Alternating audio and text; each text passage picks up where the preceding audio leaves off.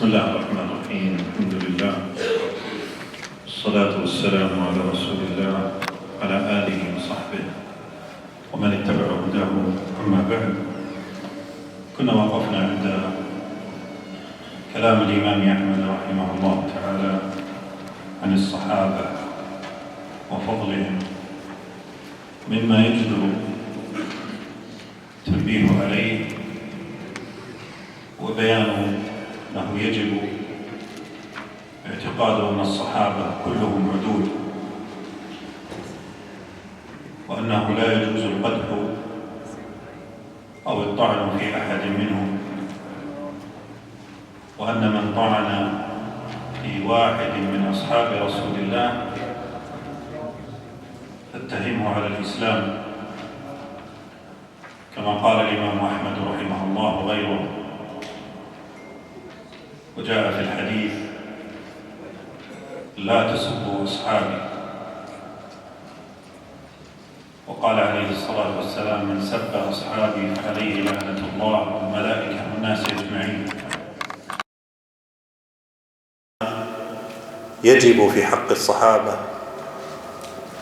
عدم الخوض في الفتنة التي كانت بينهم، كما يفعل بعض القصاص ممن يعقد الأشرطة والمحاضرات عن الخلاف بين الصحابة، معركة الجمل وغيرها. فالواجب عدم الخوض في مثل ما حصل بين الصحابة، وهذا مذهب السلف، إلا لحاجة من أهل العلم للرد على من طعن في أصحاب رسول الله عليه الصلاة والسلام. The Sheikh Hafidhahullaah ta'ala, he mentioned, after praising Allah tabarak wa ta'ala, beseeching Allah to send a salat and a salam from the Messenger of Allah sallallahu alayhi wa sallam, his family and his companions all together. As to proceed, he said that we stopped at the speech of Imam Ahmad rahimahullah regarding the Sahaba and their virtue. And from that which is befitting that we draw attention to when speaking about this affair is the obligation of believing that all of the Sahaba, they are trustworthy and upright, and that it's not permissible to revile and speak evil about a single one of the Sahaba. And whoever speaks bad or reviles a single one of the Sahaba, then you can accuse him as it relates to his Islam. His Islam is in question. He says, and this is based upon what has come on the authority of Ahmad and others from the hadith of the Messenger of Allah alayhi wasallam, in which he said, do not revile my companions. And likewise, he said alayhi wasallam, that whoever reviles my companions, upon them is the curse of Allah, the angels, and all of those who invoke curses. And likewise, it is not permissible to delve deep into the fitna that occurred between the companions, as is done by some of the storytellers, those people who they make series of lectures and tapes speaking about the schisms that occurred between the companions. From that they speak about the battle of the camel, and other than that, it's not permissible to delve into these matters unless it be in order to rebut and to refute the people of deviation in this regard, as is done by the people of knowledge in this issue. ثم قال الإمام أحمد رحمه الله: والسمع والطاعة للأئمة وأمير المؤمنين البر والفاجر، ومن ولي الخلافة واجتمع الناس عليه ورضوا به، ومن غلبهم بالسيف حتى صار خليفة وسمي أمير المؤمنين. Then Imam Ahmad rahimahullah goes on to mention, and hearing and obeying the leaders and the emir of the believers, whether righteous or sinful, from amongst those who come into power with the khilafah, and with respect to whom the people have agreed and united themselves and are pleased with him, as well as hearing and obeying the one who fought against the people with the sword and conquered them until he became the Khalifa and was named by way of that chief of the believers. هذه المسألة والخلاف فيها وكما قال ابن القيم رحمه الله فتنة إلى آخر الدهر بقضية مخالفة في معاملة ولاة الأمر والخروج عليهم، وأنه مفتاح كبير للفتن وإضعاف الدول الإسلامية. ولذلك جاءت الوصايا الكثيرة في الكتاب وأحاديث كثيرة متواترة في سنة النبي صلى الله عليه وسلم في بيان حقوق ولاة الأمر. وهذا من معتقد أهل السنة والجماعة وأجمعوا عليه ويذكرونه في عقائدهم، وهو قضية السمع والطاعة لولاة الأمر وإن جاروا. وهذا ما دلت عليه النصوص الشرعية. وأشار في هذه الفقرة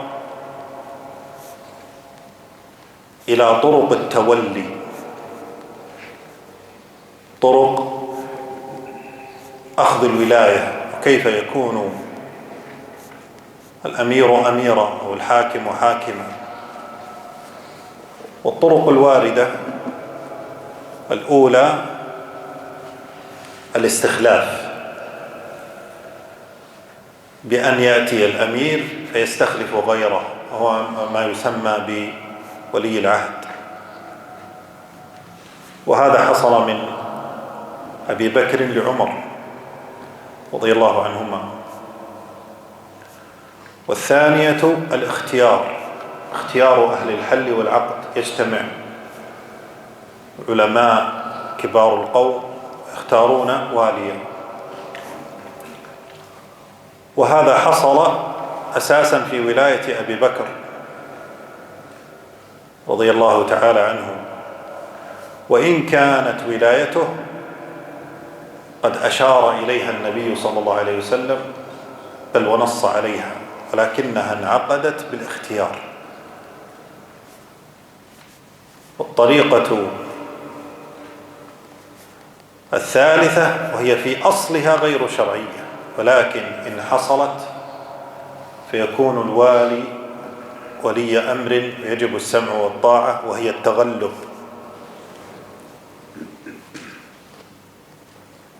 بأن يأتي من له قوة فيتغلب على الحكم بشرط أن يستقر الأمر له ويستتب الأمر له. عند ذلك يسمى أمير المؤمنين ويعطى حقوق السمع والطاعة، وهذا بإجماع أهل العلم، وهو ما نص عليه الإمام هنا. قال: ومن غلبهم بالسيف حتى صار خليفة وسمي أمير المؤمنين.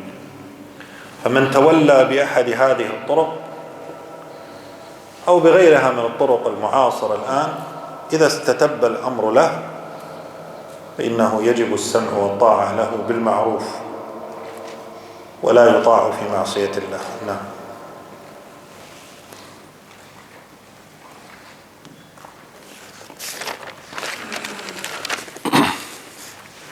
So the Sheikh Hafidhahullaah said that this issue that is being spoken about here, it is amongst those issues in which the differing regarding it is just as has been stated by Ibn Qayyim al-Jawziyyah. It is a fitna that will occur until the end of time, and that is the fitna of opposition to the leader, rebellion against the leader, and the likes of this. And it is a big key to fitan and the weakness of the Islamic nations. And for this reason, the advice has come in the book of Allah Ta'ala and the Sunnah regarding the rights of the leaders and the obligation to hear and obey them. And it is the creed of Ahl-Sunnah wal Jama'ah. And there is ijma' amongst the Salaf regarding this issue. And they have written books of creed in which they contain a section dealing with this matter. Even if, or the matter of hearing and obeying the Muslim leader, even if the leader is sinful. And this is something which is proven and established by the text.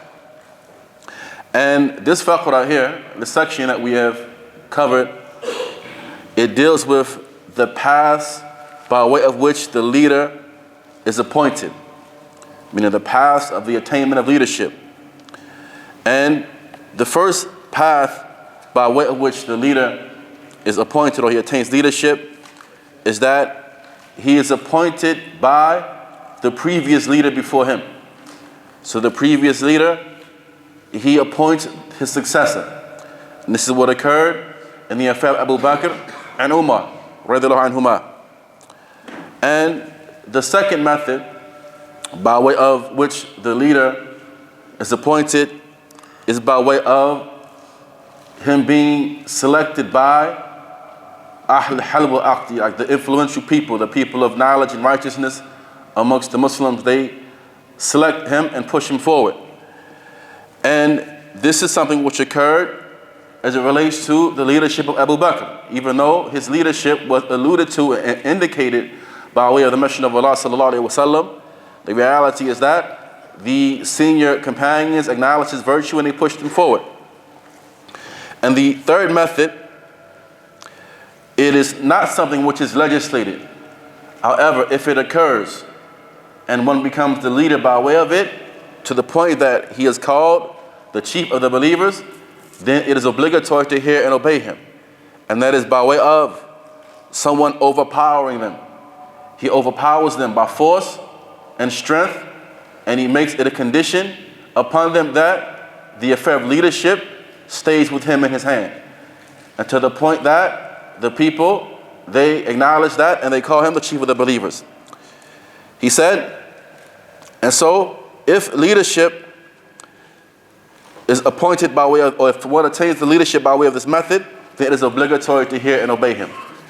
And this is by way of the consensus of the people of knowledge. So whoever is appointed as the leader by way of any of these three means, or other than that, from those means and methods by way of which a person can attain leadership, and it is something which, it is a reputable way of appointment, then it is obligatory to hear and obey that ruler. And hearing and obey that ruler, and obeying that ruler, it is in that which is ma'ruf, that which is good. For there is no obedience to the creation and disobedience of the Creator. والأحاديث في هذا الموضوع كثيرة عن رسول الله صلى الله عليه وسلم، ومنها حديث ابن مسعود رضي الله تعالى عنه أن النبي صلى الله عليه وسلم قال: ستكون أثرة وأمورا تنكرونها. ستكون أثرة أي استئثار بالحقوق وأخذ، يعني ظلم للرعية، وأمورا تنكرونها يعني جور ومعاصي من ولاة الأمر. فقال الصحابة: فما تأمرنا يا رسول الله؟ فاسمع لقول رسول الله صلى الله عليه وسلم: هل قال قوموا اعملوا مظاهرات، سلوا السيف، قاتلوا، سبوا، لعنوا؟ قال عليه الصلاة والسلام: أدوا إليهم حقهم وسلوا الله حقكم. فأمر أولا بأداء الحقوق، بمعنى أن الحقوق ثابتة وواجبة، وهي السمع والطاعة والدعاء لهم وتحريم غيبتهم وأداء حقوقهم، وإن ظلموا واستأثروا وجاروا فحقه باق. طيب ظلمنا؟ قال: لا علاقة، إن حصل الظلم أنتم يجب أداء الحق. وحقوقنا؟ قال: سلوا الله حقكم. وهذه قاعدة نبوية جميلة في قضية معاملة ولاة الأمر. وفي حديث آخر قال: عليهم ما حملوا وعليكم ما حملتم، أي أن الحقين غير متلازمين، بمعنى أنه يجب عليك السمع والطاعة ولا علاقة لك بظلمه وجوره، جار أم عدل يجب عليك السمع والطاعة، ولكن لا تطيعه في معصية. وهو يجب عليه العدل، فإن ظلم فالله يحاسبه، لا يعني أنك ما تعطيه حقه. عليهم ما حملوا من العدل وعليكم ما حملتم من السمع والطاعة. ومثاله من باب التقريب: أنت وحق الوالد عليه حق تربيتك، فإن قصر في تربيتك لا يعني أنك لا تصله ولا تبره، يجب عليك بره ولو ظلمك. وإن جاهداك على أن تشرك بي ما ليس لك به علم فلا تطعهما وصاحبهم حقهما باق، صاحبهما في الدنيا معروف. فكذلك ولي الأمر يجب أداء الحق ولو جار وظلم.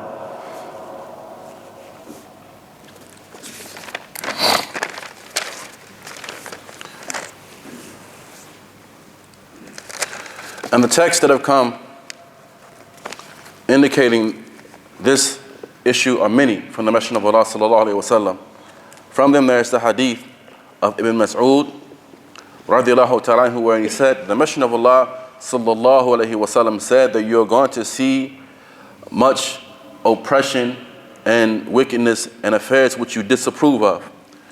And so the Sahaba, they said, what do you command us with when we see this, O Messenger of Allah? He said,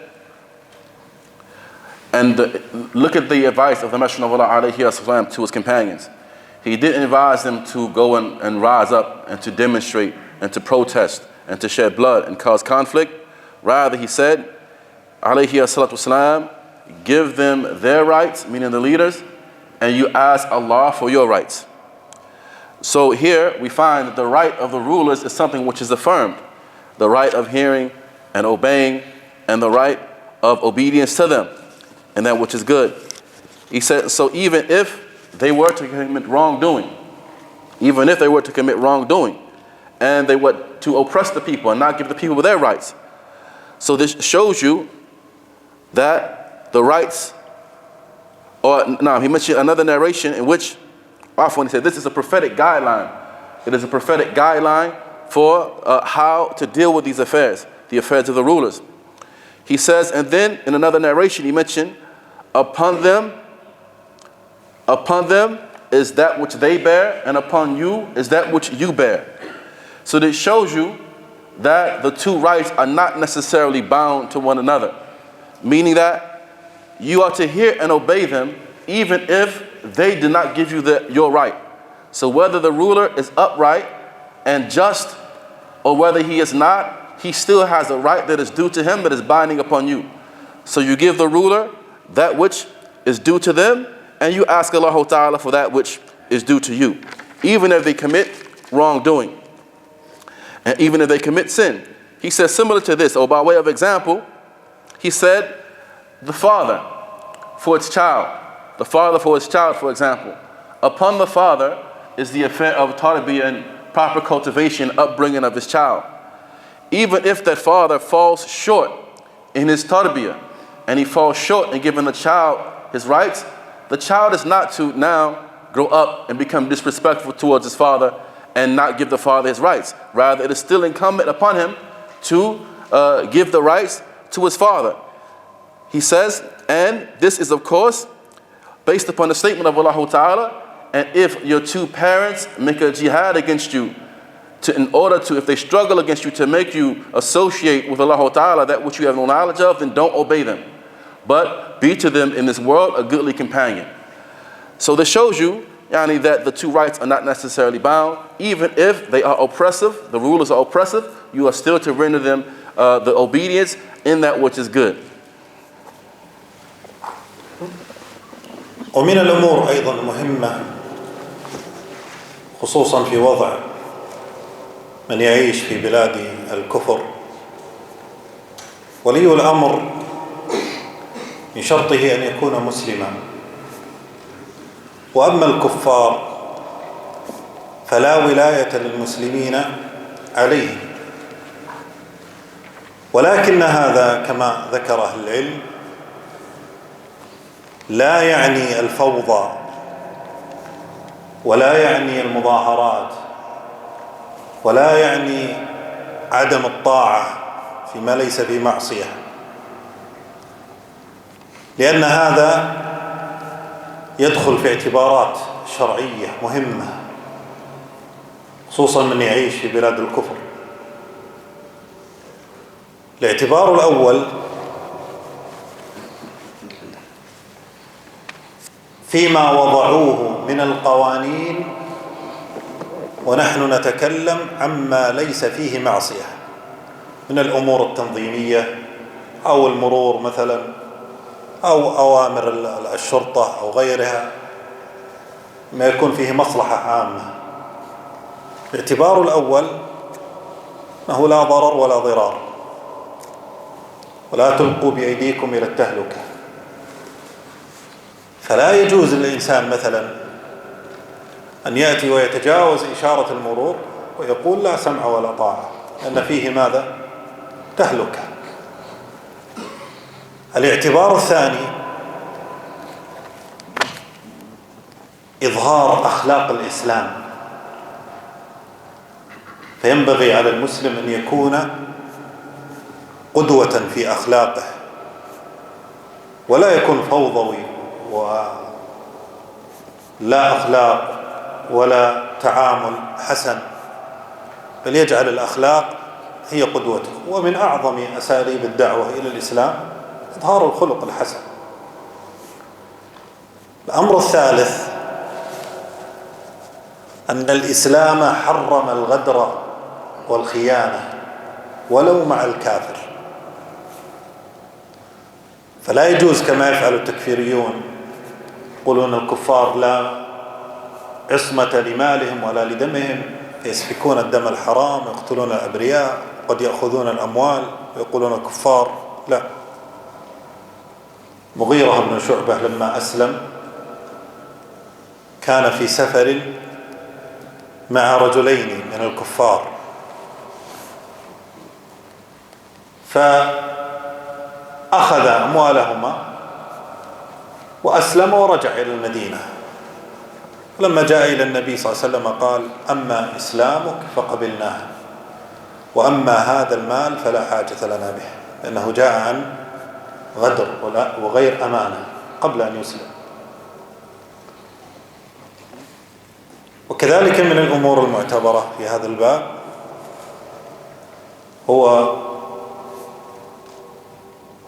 قاعدة الشرعية، وهي درء المفاسد مقدم على جلب المصالح.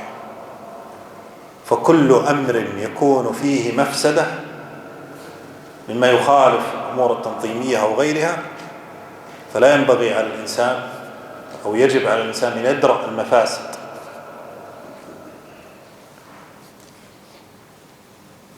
والأمر الخامس هو أن المسلمون على شروطهم، وهذا مكث وأخذ الإقامة على شروط معينة، فما دام أن هذه الشروط لا تخالف الشرع فينبغي عليه التزامها. وعموما ينبغي على المسلم أن يظهر بأحسن المظاهر وأفضل الأخلاق، فالمسألة تحتف بها جوانب كثيرة، وإن كان الحاكم كافرا وليس ولي أمر، لأن الله عز وجل يقول: ولن يجعل الله الكافرين على المؤمنين سبيلا. قال أهل العلم: أي لا يكون لكافر ولاية على مسلم. ولكن الاعتبارات الأخرى تبقى.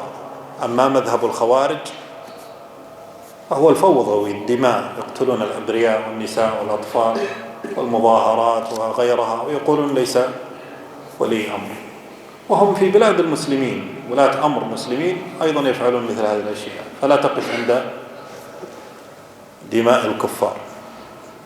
نعم. So what must also be borne in mind as it relates to this issue is that even if one is living in the lands of disbelief, or if one is living in the lands of disbelief, or this is especially important, for the one who lives in the lands of disbelief, that the wali, or the leader, the one who is in charge of the affairs of the Muslim, and this is in reference to the Muslim ruler, and thus for the kuffar, for the non-Muslim ruler, there is no wilayah for him, there's no leadership for him, in reality, over the Muslim.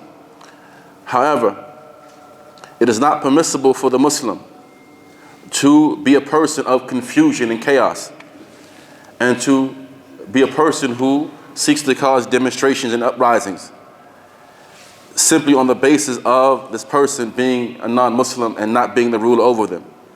He says, rather, this principle, it comes along with in a couple of different regards. The first of them is that it is incumbent upon the Muslim to adhere to those things that bring about a general benefit, such as, for example, traffic laws that are set in place, laws dealing with the authorities and the police and things of this matter. He says, so it's not permissible for the person to, for example, say that he's going to just speed down the street and not obey the traffic laws, and he say, okay, there's no leadership for the kafir over me, so I can disobey the traffic laws and the likes of this. Rather, he must adhere to those, everything that will bring about organizational structure within the community. Secondly, that it is incumbent upon the Muslim to display the characteristics of al-Islam. He must always display the good mannerisms and characteristics of the deen of al-Islam, even in dealing with the non-Muslims. He says, and amongst the best means and methods of da'wah to al-Islam is the good character of the Muslim. So he must always display upright mannerisms and character. Thirdly, that Islam prohibits deception and cheating, even if in dealings with the kuffar. He says, and so it is not like the takfiris say or believe that as long as they are kuffar, that I can deceive them, I can spill their blood, I can take their wealth, and there's nothing due upon me. Rather, it is incumbent upon us to always be upright and just in our dealings, even with the non-Muslims. He says, and Mughira ibn Shu'bah, when he initially embraced Islam, he was traveling along with two men. And these two men that he was traveling along with, he killed them and he took their wealth. And then he embraced Islam and went to the Messenger of Allah sallallahu alaihi wasallam. And he brought their wealth that he had taken from them to the Messenger of Allah alayhi salatu wasalam. And so he said to them, or he said to Mughira, he said that as for your Islam, then we're going to accept this from you. As for this wealth, we have no need for that. I mean, he was not going to accept the wealth from Mughira because it was acquired through ill-gotten gains. I mean, he had taken it from these people by force, and he had deceived them. And so he says, likewise, the fourth affair is this principle from the principles of al-Islam, that repelling that which is harm takes precedence over bringing about that which is beneficial. So therefore, all of that which is corruption, all of that which is harmful, it is incumbent upon a Muslim to repel that and to do away with that and to not embark upon it. Fifthly,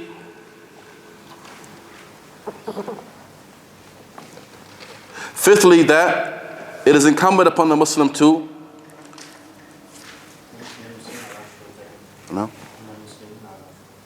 that the Muslims, they are bound to their conditions which they're bound to their conditions which they have agreed to. He says, and so any conditions which they have entered into and agreed upon, as long as they did not oppose the legislation, that is incumbent upon them to adhere to those conditions that they have set. He says, and so these are some of the principles which must be borne in mind as it relates to this issue. And it is incumbent upon Allah has not given any guardianship to the disbelievers. Now, he says, and he mentioned this ayah, the statement of Allah Tabaraka wa Ta'ala, that Allah Ta'ala, He has not given any wilayah, any guardianship for the disbelievers over the believers. So in spite of this, it is by way of these five affairs.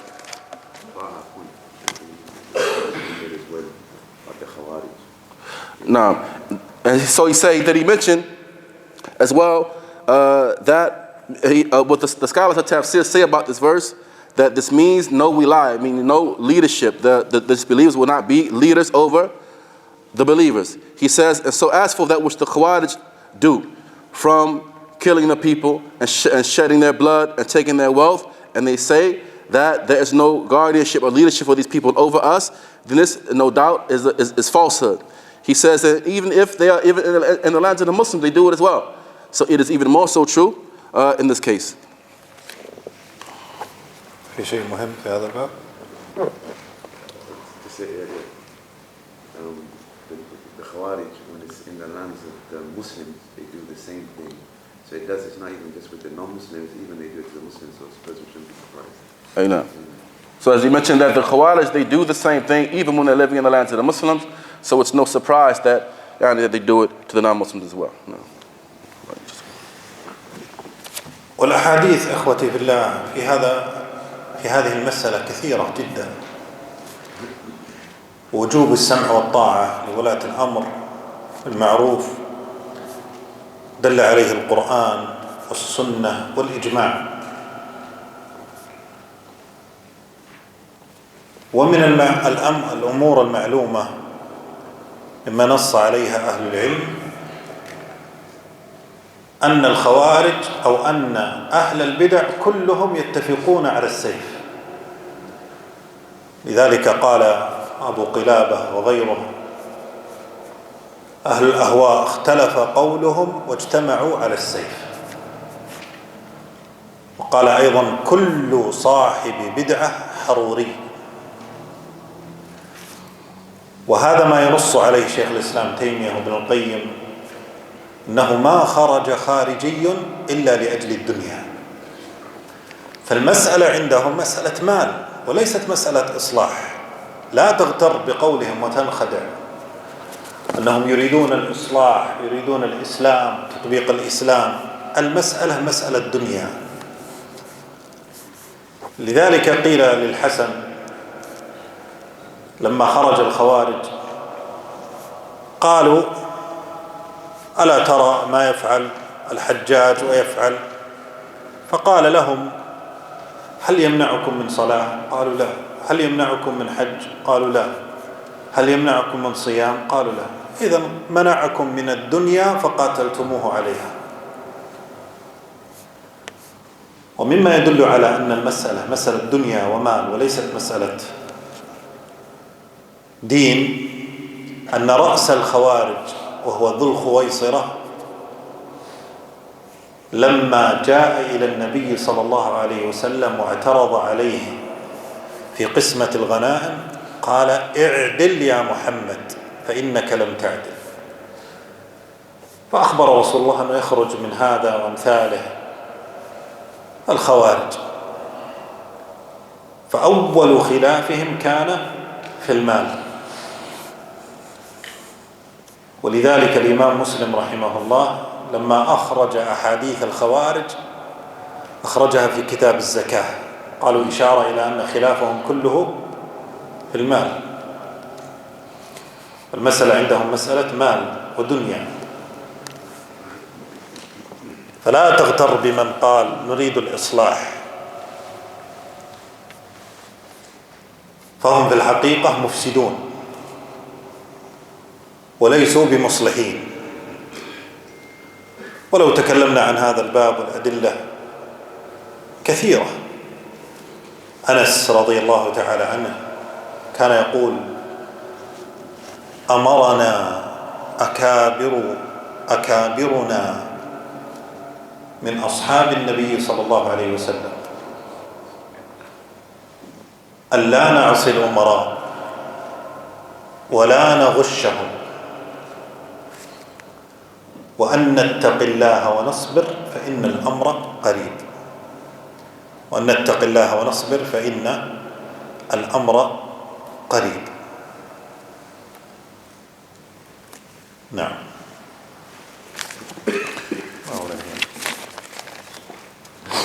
Now, and so the ahadith that have come in this regard are many concerning the affair of hearing and obeying the Muslim ruler. And this is something which is proven and established by the Qur'an, the Sunnah, and the Ijma'.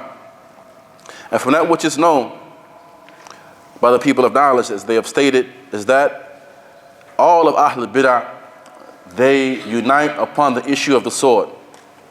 As has been mentioned by Abu Qilaba and others, that the people of innovation are such that their statements may differ, but what brings them all together is the sword.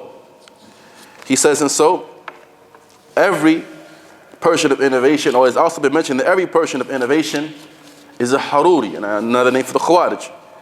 He says that, and it must be known that their issue, the issue of these Khawarij, is an issue of dunya and wealth. It is not an issue of rectification or deen. Rather, it is an issue of dunya. He says, and for this reason, Abu Hassan, when the Khawarij came out and they came to him, Hassan al-Basri, when the Khawarij came to him complaining about al-Hajjaj, and they said, have you not seen what al-Hajjaj is doing?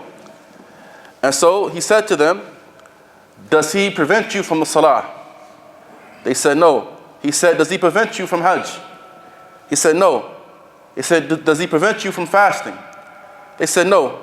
He said, however, he has prevented you from the dunya and now you want to fight against him.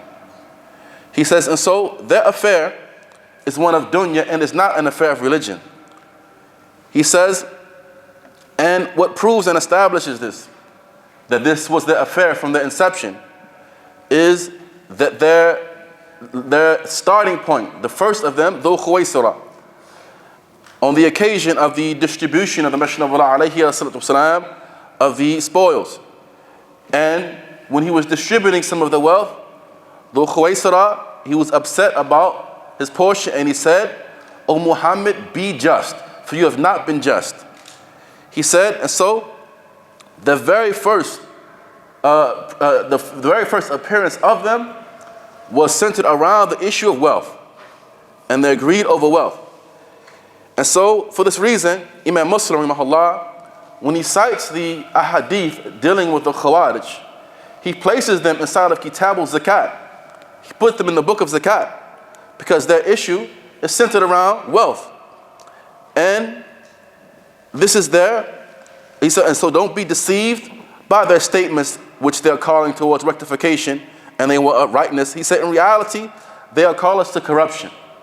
They'll call us to corruption and chaos. So Anas ibn Malik, he said that our elders, meaning our elders amongst the companions, they commanded us that we not behave deceptively and that we fear Allah Ta'ala, for indeed the affair is qaleel. It is only something short-lived. It's something small. ثم ذكر رحمه الله جملة من حقوق ولاة الأمر فقال والغزو ماض مع الأمراء إلى يوم القيامة البر والفاجر لا يترك. وهذا دل عليه أحاديث رسول الله صلى الله عليه وسلم وأن الجهاد ماض مع الأمراء ولا نوقف الجهاد إذا كان الوالي جائرا، مثل قوله عليه الصلاة والسلام إن الله ليؤيد هذا الدين بالرجل الفاجر. ورد عن الصحابة أنهم غزوا مع أمراء الجور كأبي أيوب، وقيل لجابر أغزوا أهل الضلالة مع السلطان، يعني وإن جار فقال اغزوا. فإنما عليك ما حملت وعليهم ما حملوا. انظر هذه القاعدة تستمر في حقوق ولاة الأمر، عليك ما حملت وعليهم ما حملوا، وهذا بإجماع العلماء. نعم. Then he goes on to mention generally some of the rights that the rulers have. So he said, alayhi rahmatullah, and participation in battles along with the rulers, be they righteous or sinful, is an everlasting affair unto the day of judgment. He says, and this is something which is proven by many of the hadith of the Messenger of Allah sallallahu alaihi wasallam. The fact that jihad is something which is ongoing, it is a right of the ruler even if they are oppressive. As the Messenger of Allah sallallahu alaihi wasallam, he said that Allah will aid this religion by way of a fajr, by way of a sinful person. He says, so for this reason it's reported that some of the Sahaba, they would do battle along with some of the oppressive rulers, such as Abu Ayyub. He says, and it was said to Jabir, do I fight alongside that person or that ruler who is oppressive and wicked to others? He said, yes, do battle along with him. For upon him is that which he bears, and upon you is that which you bear. The Shaykh, he says, so look at this principle and how it keeps coming back. And it keeps repeating itself. The fact that upon them is what they bear, and upon you is what you bear. And this is something which comes by way of consensus of the people of knowledge. قال وقسمة الفيء أي توزيع الغنائم وإقامة الحدود إلى الأئمة ماضٍ ليس لأحد أن يطعن عليهم ولا ينازعهم. فذكر هنا من حقوقهم قسمة الفيء توزيع الغنائم، هذا يكون لولاة الأمر، وكذلك إقامة الحد كالرجم والجلد لا يكون لأحد الرعية، إنما هو لولاة الأمور أو من ينيبهم. ومن حقوقهم كذلك تحريم الطعن والسب لولاة الأمر، ويجب الدعاء لهم بالخير والصلاح، كما قال الفضيل لو كانت لي دعوة مستجابة لجعلتها في السلطان، لأنه إذا صلح صلح العباد والبلاد. ومن حقوقهم دفع الصدقات إليهم جائزة نافذة، من دفع إليهم أجزأت عنه برا كان أو فاجرا. إذا كان ولي الأمر يجمع الزكاة فدفعت له فقد برئت الذمة، سواء أداها في حقها أو في غير حقها. والأولى لصاحب الزكاة أن يوزعها على الفقراء بيده، ولكن إن أخذها ولي الأمر فثبت عن الصحابة أنهم قالوا أنها تجزئ وتبرأ بها الذمة. قال من دفعها إليهم أجزأت عنه برا كان أو فاجرا. ومن حقوقهم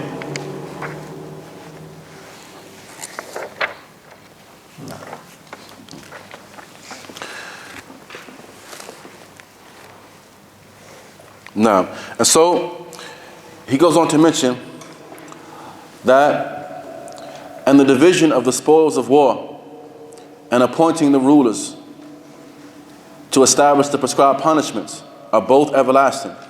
It is not permissible for anyone to rebuke them or to contend with them, meaning the rulers, and to hand over the charity to them. It is permissible and always operative. Whoever gives charity to them, then that will suffice him, regardless of whether they are righteous or sinful.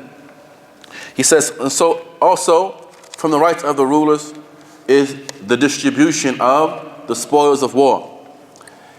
And this is something which is specific to the ruler, as well as the implementation of the prescribed punishments, such as that of stoning and lashing is not something simply for anyone to do. Rather, it is upon the ruler, or it is a right of the ruler or whoever the ruler appoints. Similarly, it is not permissible to revile them or to speak ill about them. And it's incumbent upon us to make dua for them. As Hurraira ibn Iyadi mentioned, that if I had a dua that which I knew was going to be responded to and answered, I would not make it except for the ruler. Because if the ruler is rectified, then the lands and the people are going to be rectified. As well, giving, rendering to them and paying to them the charity. Meaning that if the ruler collects the zakat, then we are to give it to him. And by way of giving it to him, we will have freed ourselves from blame. Even if he does not do what's supposed to be done with that wealth. He says, well, what is best is that the person who gives zakat takes it himself and gives it to the poor himself directly. This is what is best. However, if the ruler collects it, then we ought to give it to him. As has been mentioned by some of the Sahaba, that they would, when the ruler would come around collecting the zakat revenue, then they would give the zakat directly to the ruler. And this is whether he is righteous or sinful. ومن حقوقهم كذلك أداء الصلوات خلفه. قال وصلاة الجمعة خلفه وخلف من ولاه جائزة باقية تامة ركعتين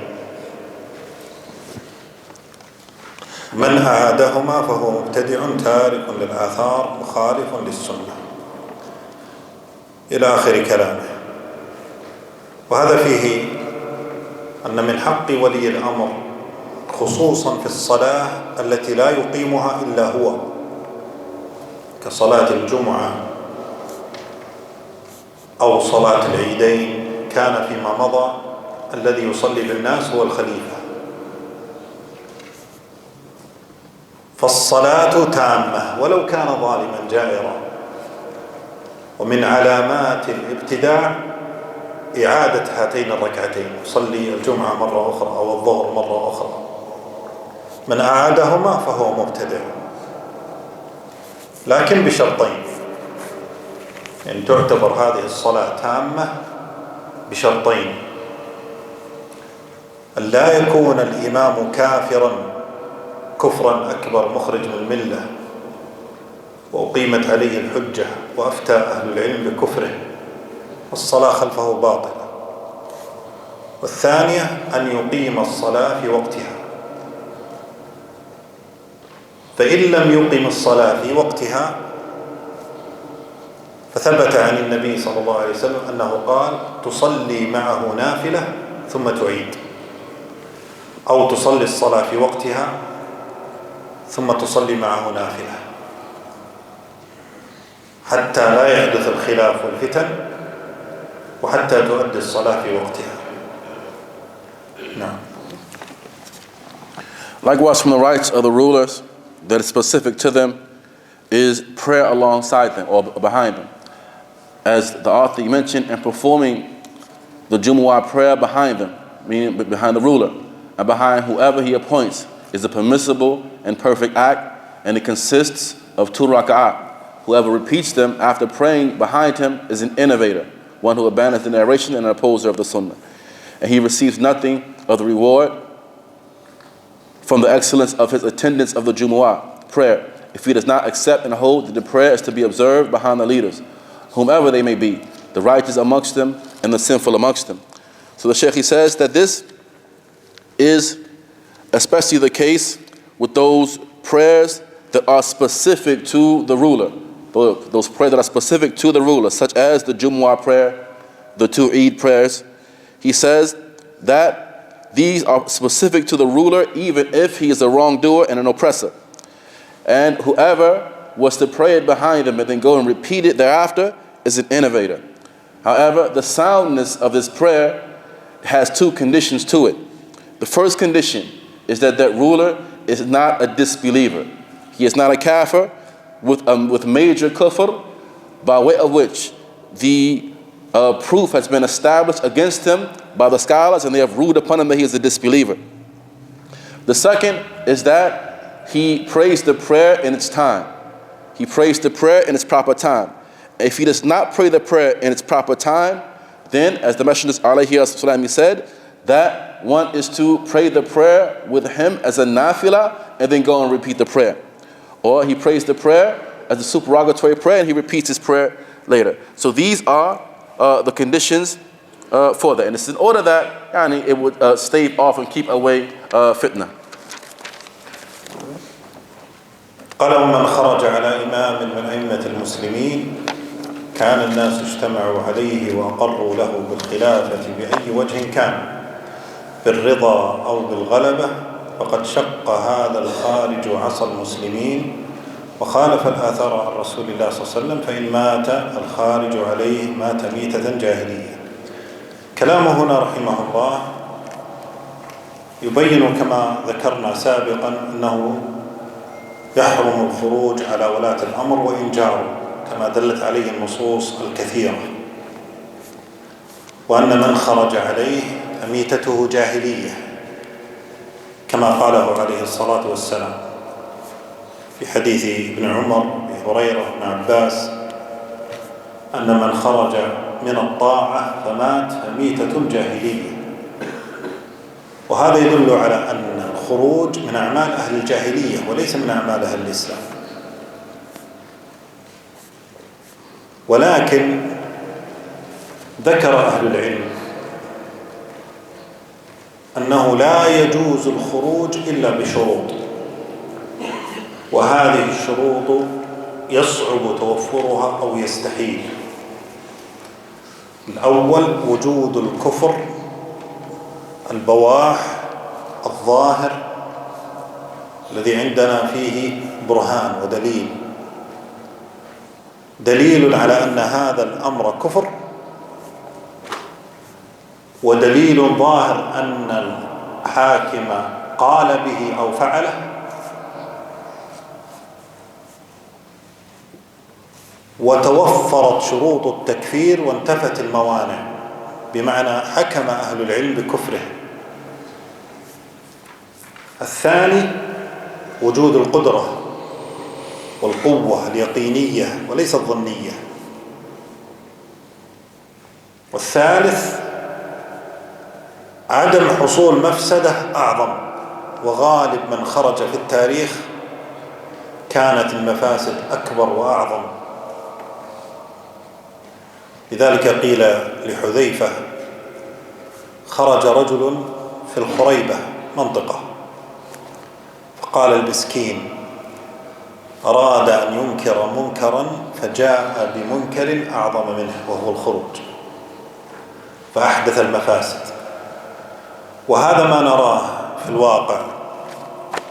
كم من بلد خرج الشعب يريدون الإصلاح يقيمون بالمظاهرات، ثم تذهب الدولة والأمن والأمان والأعراض والبيوت ويصبحون مشردين مثل ما حصل في سوريا أو غيرها من البلاد بسبب مفاسد هؤلاء الخوارج التكفيريون.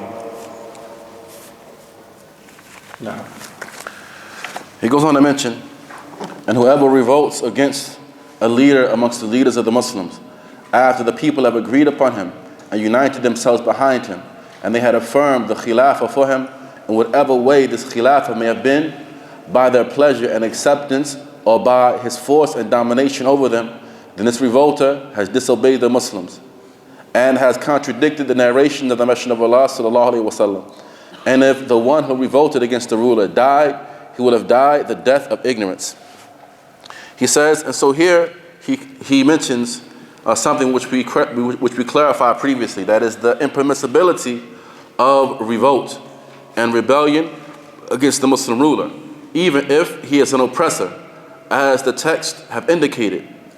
And he mentioned here that he will have died the death of the pre-Islamic days of ignorance. This is as has come in the hadith of Ibn Umar, Abu Hurraira, and Ibn Abbas, that whoever rebels against the ruler and dies in a state, he will have died the death of the pre-Islamic days of ignorance, meaning he would have died the death of Jahiliyyah and not the death of the Muslims. He says, however, the scholars, they have stated that any rebellion against the ruler is impermissible unless there are certain conditions in place.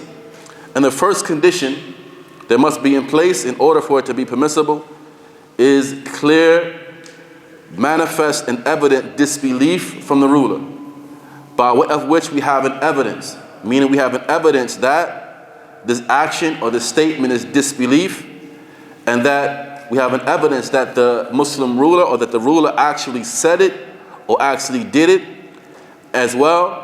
The conditions of takfir are all fulfilled, they are all present, and the absence of preventative factors by way of which the rulers, or by way of which the scholars have ruled and judged upon this ruler that he is a disbeliever. The second condition is certain qudra, that we have the certain ability that we are able to do it. Not speculative ability. A person thinks that we may be able to get away with it, but rather he has certain ensure that they have the ability to remove him. Thirdly, that it will not bring about a corruption that is greater than leaving him in place. And the majority of revolts and uprisings that have occurred throughout history, they are devoid of this condition. They have brought about a greater corruption than would have been had they left him in place. For this reason, we have this narration from Hudayfa that someone wanted to take over, what's the name of this? Hurraira. And this was this a mantiqa, this area which someone sought to take over. And when this was mentioned to Hudayfa, he said, this miskeen, this poor person, he wanted to stop a corruption, and he brought about a greater corruption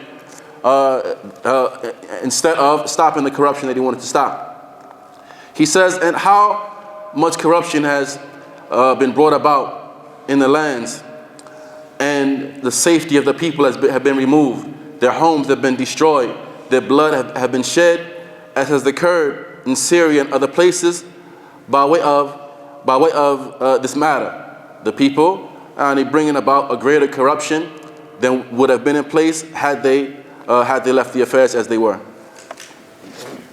قال ولا يحل قتال السلطان ولا الخروج عليه لأحد من الناس فمن فعل ذلك فهو مبتدع على غير السنة والطريق. وهذا تكلمنا عنه لأن هذا الأمر مخالف لنصوص الشريعة ولأقوال سلف الأمة، وبينا أن أهل البدع كلهم يجتمعون على السيف، لأنهم كلهم يريدون الدنيا ولا يريدون الآخرة. فلما أرادوا الدنيا كان مذهب السيف والخروج في أهل البدع جميعا، اختلف قولهم واتفقوا على السيف. نعم. And fighting against the one in power is not lawful, nor is it permissible for anyone amongst the people to revolt against him. Whoever does that is an innovator and is upon other than the sunnah and the correct path. And we've already spoken regarding this issue, and how this issue is something which is proven by the legislative text.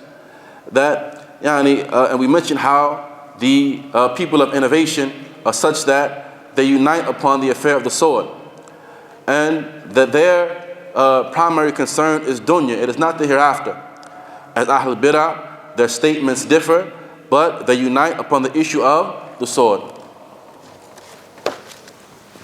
ثم انتقل رحمه الله إلى الحديث عن قتال اللصوص والخوارج وقال: وقتال اللصوص والخوارج جائز إذا عرضوا للرجل في نفسه وماله.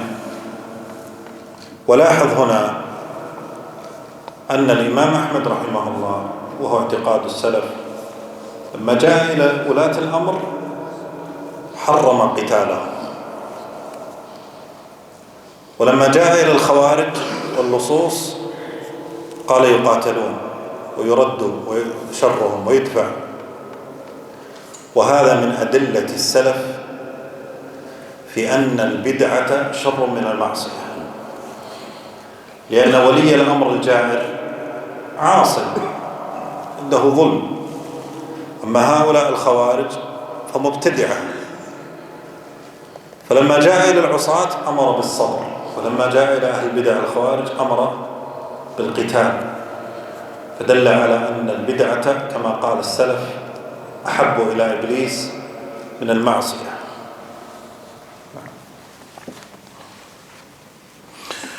Then the author goes on to speak about the issue of fighting the thieves and the Khawarij.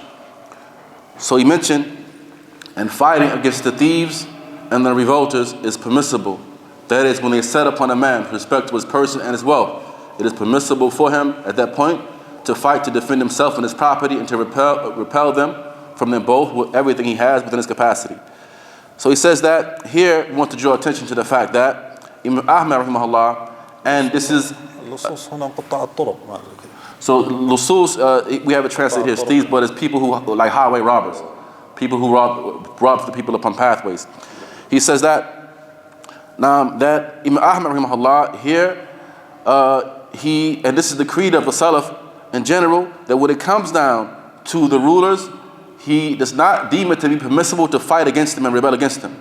But when it comes down to the Khawarij, he says what? Fight against them. Repel their evil, defend yourself.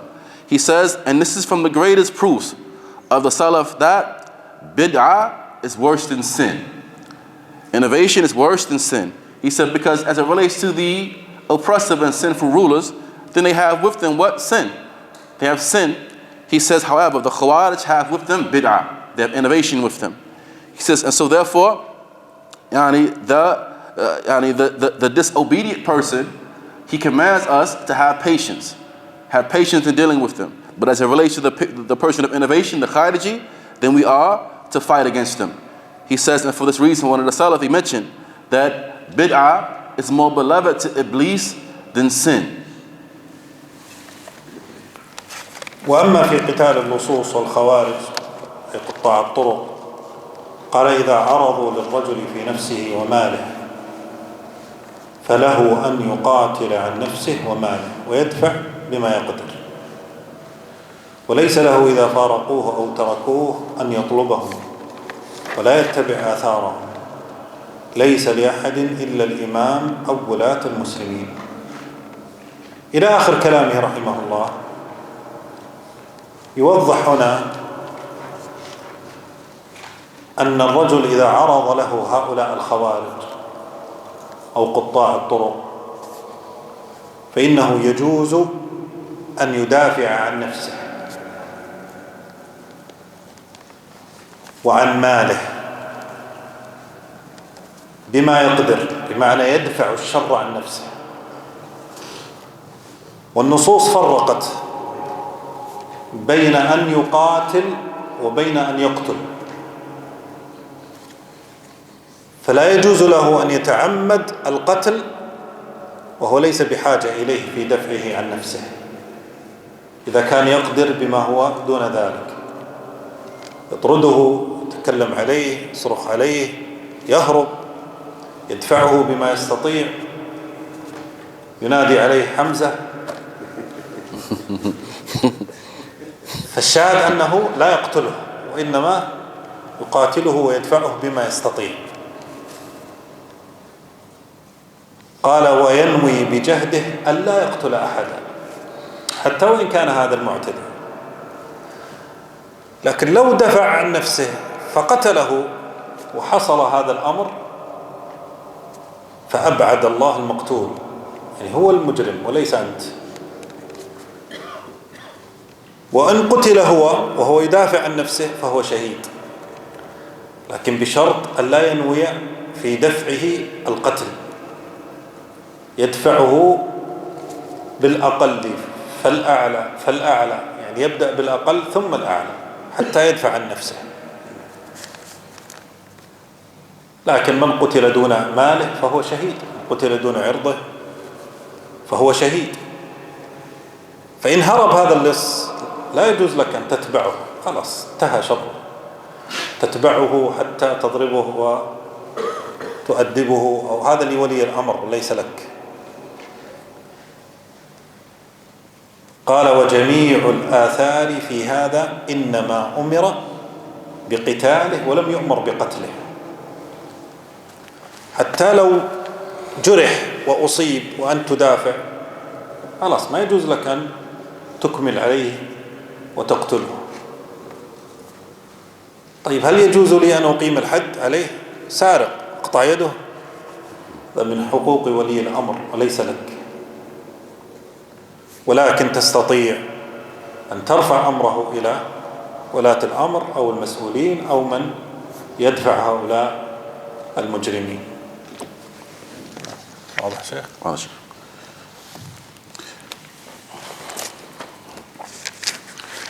لازم تقول حقة حمزة هذه. نعم. And so the Sheikh Hafidhahullaah, he mentioned that in the course of his speech regarding fighting against the highway robbers, he goes on to mention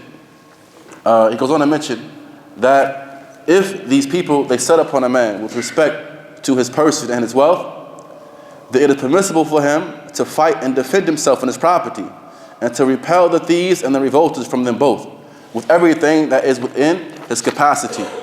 But it is not permissible for him, when they depart from him or abandon him, that he seeks to find them and that he chases and pursues them, nor should he follow their tracks. This is not permissible for anyone other than the Imām, or those charged with authority over the Muslims. It is only for him to defend himself in his own place, and he should intend by his striving against them that he will not kill anyone.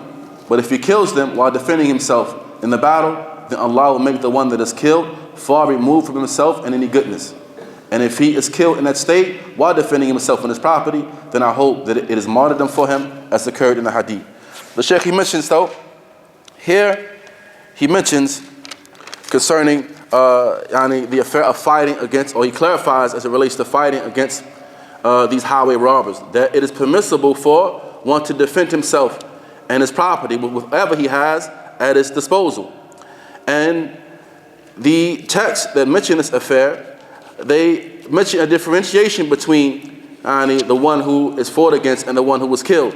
He says, as for when we are fighting to defend ourselves and our properties, then we can utilize the least fatal means possible.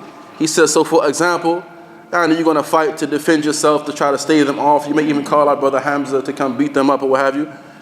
And like this, he says, but you're not to intend to kill them. You don't want to kill them. He says that. And he says, and even if one fights against them and he kills them while not intending to do so, then the one who has been killed, meaning the robber who was killed while you did not intend to kill him, then Allah Ta'ala, he will distance him from himself. And he is the one who is going to be distanced from Allah Ta'ala. And if the person defending himself or defending his honor or his property is killed, then this person, he's going to be considered to be a martyr. As has come in the narration that whoever is killed defending himself is a martyr. Whoever is killed defending his honor, he is a martyr. He says, but this is with the condition that the person did not intend to kill them when he was fighting to defend himself. He says, and so we are to repel them with the least means possible. You start at the lowest point, and if that doesn't stop them, then you can go a little high until their harm is stopped.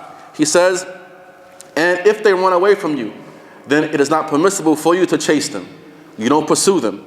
He says, this is something which is for the Muslim ruler to do.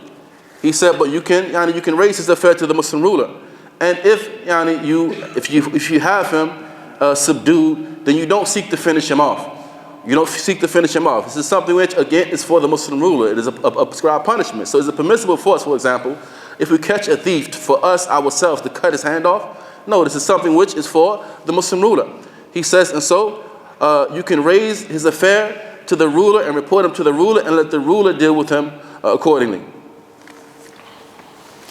ثم قال رحمه الله ولا نشهد على أحد من أهل القبلة بعمل يعمله بجنة ولا نار نرجو للصالح ونخاف عليه ونخاف على المسيء المذنب ونرجو له الرحمة.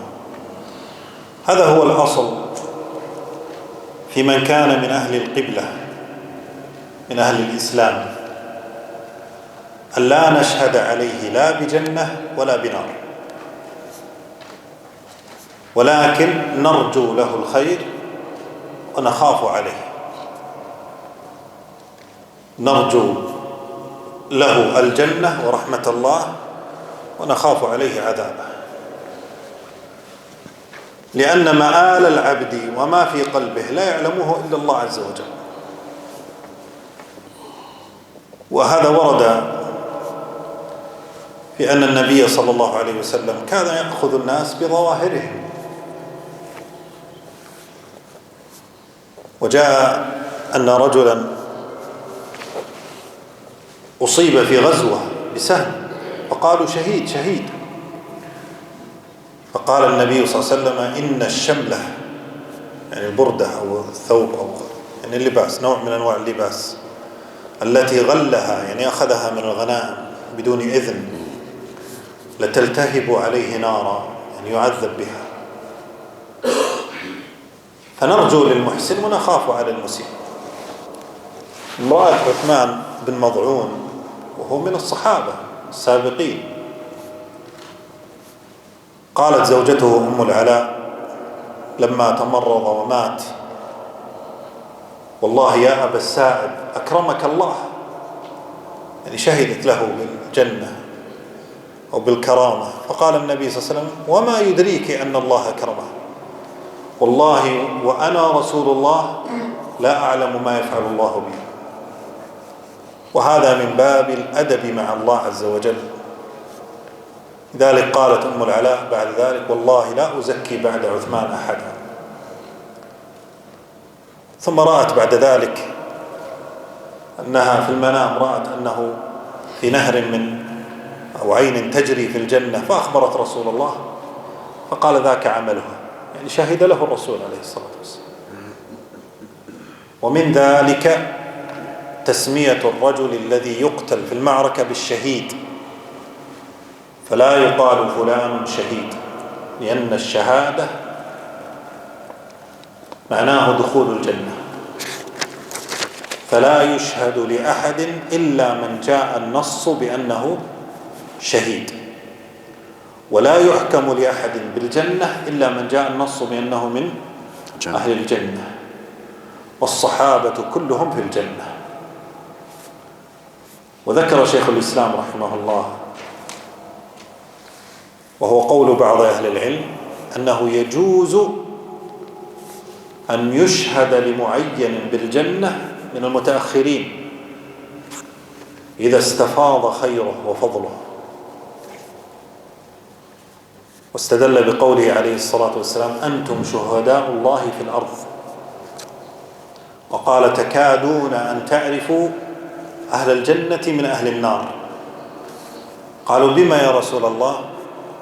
قال: بالثناء الحسن والذكر السيء. ولذلك ورد عن بعض السلف أنهم قالوا: أحمد بن حنبل في الجنة، من هذا الباب. لكن الأصل عند أهل السنة أنه نرجو للمحسن ونخاف على المسيء ونكل سرائرهم إلى الله عز وجل. نعم.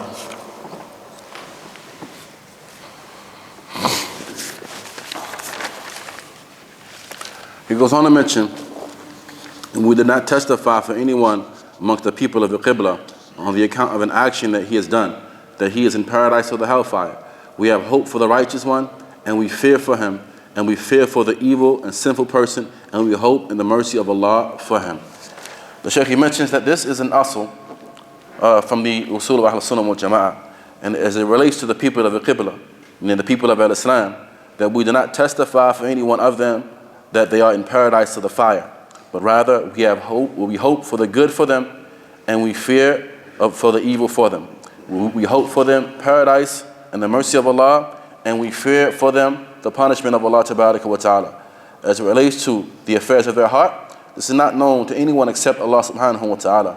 For this reason, the Messenger of Allah Sallallahu Alaihi Wasallam, he would judge and rule upon the people based upon what was apparent. As has come in this narration, that a man was killed during one of the battles.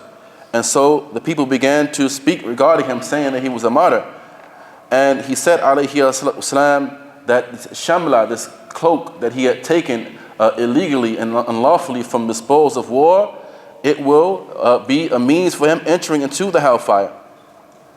He says that, and there's come that the wife of Uthman ibn Mad'um, that when he had died, and some of the people, they were saying that he was in paradise, or that he was going to be in paradise.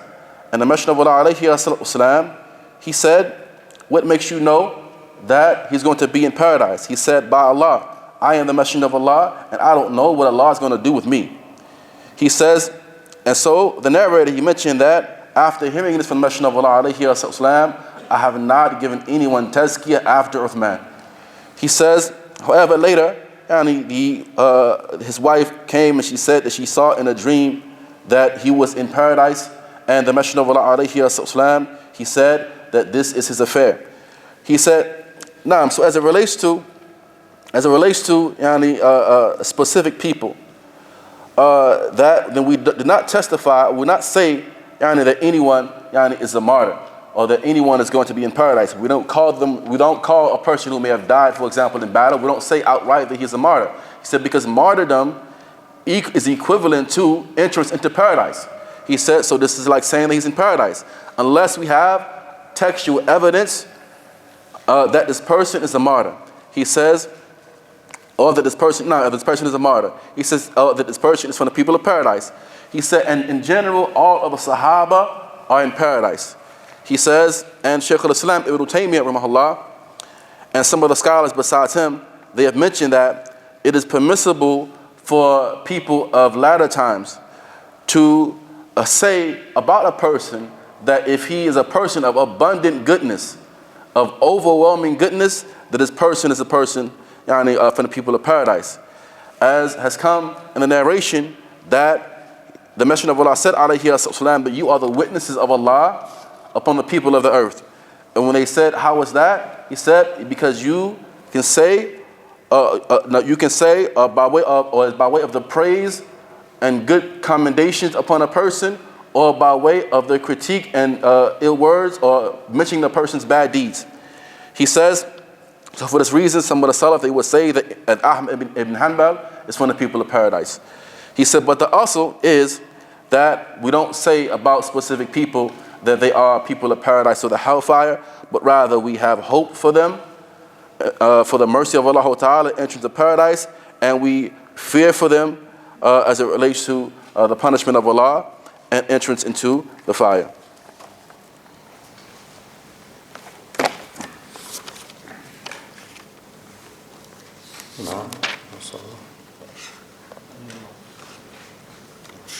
ونرجو له الرحمة.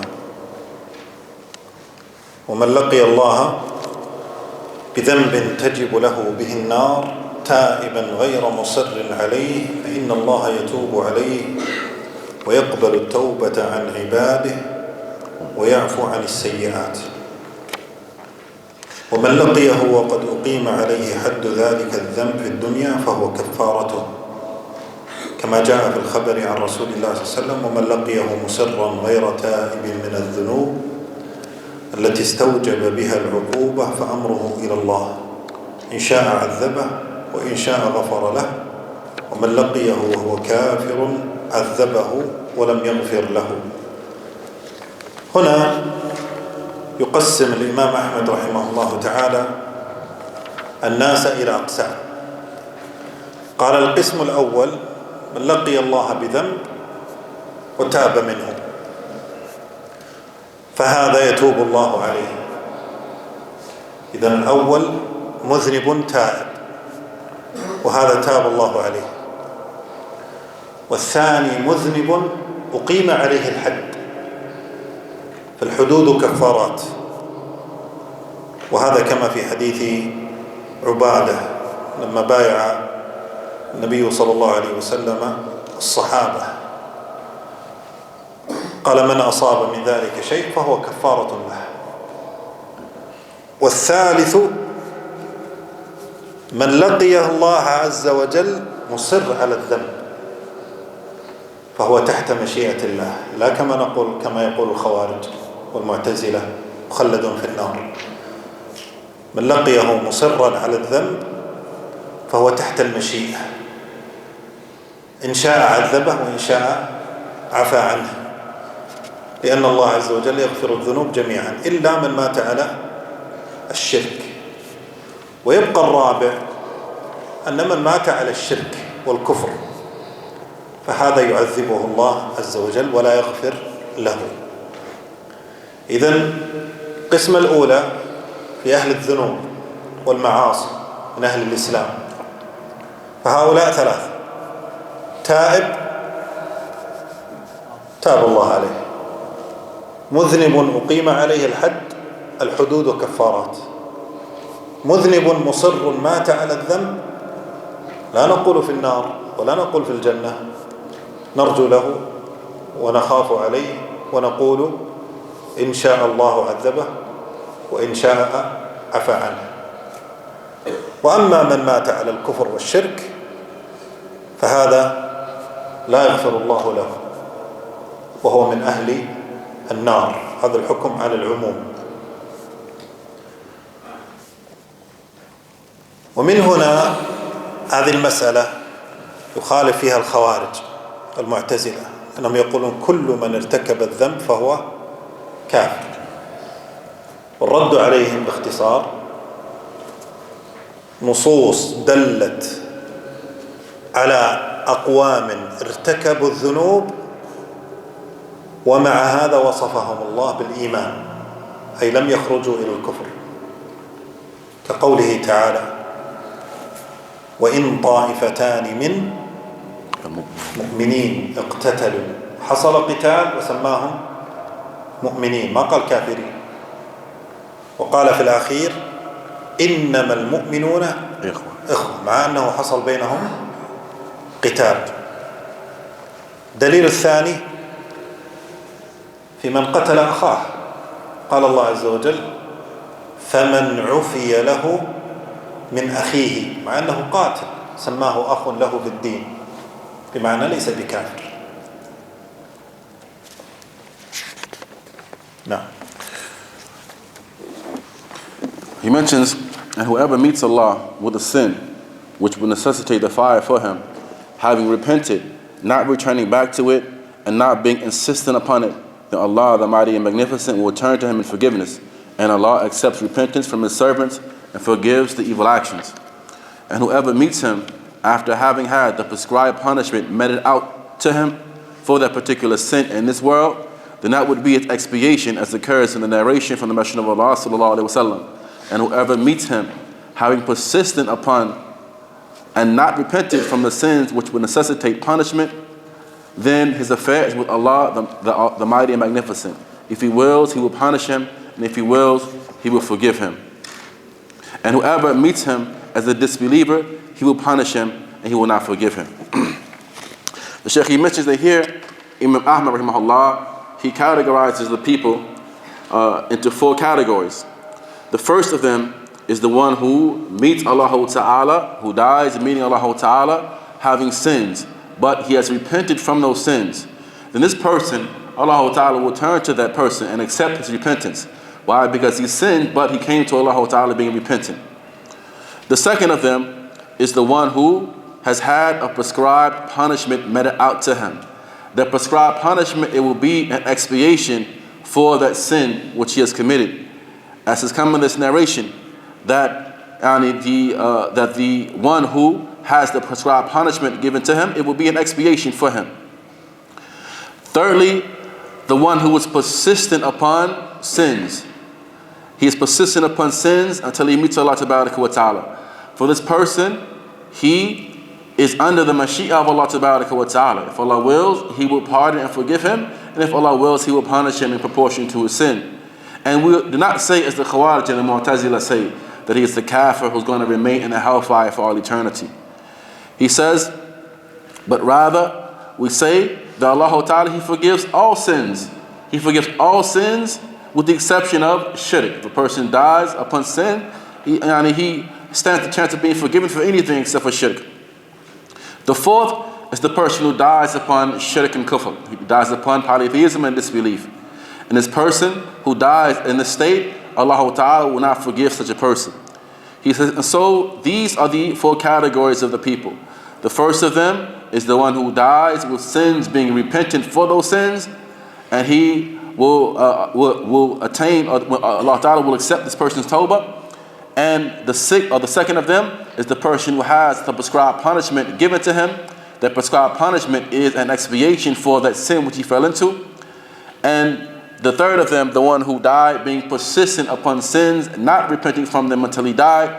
This person, we say he's under the Mashiach of Allah Ta'ala, and we don't say, as the people of innovation from the Khawarij and Mu'tazila say, that he's a kafir who's going to be in the fire for all eternity. Rather, we have hope for him and we have fear for him. We hope for paradise for him and we fear for the fire for him. But if Allah Ta'ala wills, He will accept his repentance, and if Allah wills him, He will forgive the person and pardon him, and if He wills, He will punish him. And then the fourth is the one who dies upon kufr and shirk. This person, Allah Ta'ala will not forgive. And this person, he is from the people of the fire, and it's a general type of ruling upon these people. As for the Khawarij and the Mu'tazila, then they say that anyone who commits sins is a kafir. He has left the fold of al-Islam, and he's going to be in the hellfire for all eternity if he dies in that state. And so the summary of the refutation against them is as follows. Firstly, the text that mention a person who commits sins, he still has iman along with him. From them, there's the statement of Allah Ta'ala that if two parties amongst the believers fall to fighting, and He referred to the two parties as what? Believers. He said, then make you peace between them. All the way up until the point where He said, thereafter, indeed, the believers are brothers. So He referred to them as being believers. He referred to them being brothers, even though they committed this sin of fighting against one another. The second is concerning, or the second evidence is the concern of the individual who kills his Muslim brother. When Allah Ta'ala said concerning him that whoever pardons his brother, so here He affirmed what? Brotherhood for them. He affirmed they are still brothers even though one committed that sin of murder.